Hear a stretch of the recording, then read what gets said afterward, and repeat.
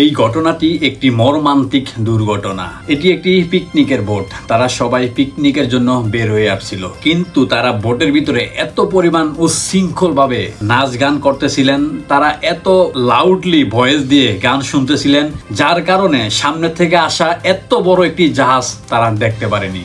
জাহাজটি বারবার হরেন দেওয়া সত্ত্বেও তাদের লাউডলি গান শোনার কারণে সেই জাহাজের হরেন তাদের কান পর্যন্ত পৌঁছায়নি। আর এই অসতর্কতার কারণেই এতগুলো মানুষের প্রাণহানি হয়েছে।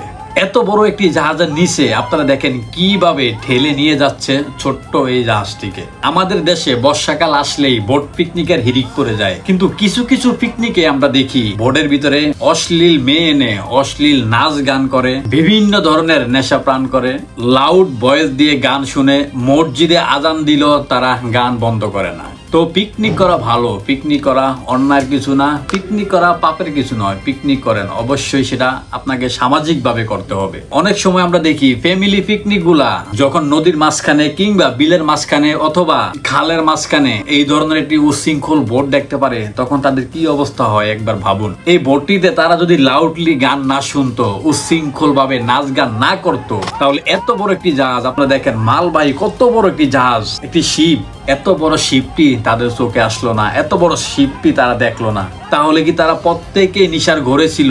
এখানে কতজন লোক মারা গেছে সেটি এখনো জানা যায়নি, তবে আশঙ্কা করা যাচ্ছে প্রায় ম্যাক্সিমাম লোকই নিহত হওয়ার সম্ভাবনা রয়েছে। কারণ এই জাহাজের নিচে যদি একবারই কেউ যায়, সে কখনোই প্রাণ নিয়ে ফিরে আসতে পারবে না। কারণ এটা অনেক গভীর একটি জাহাজ।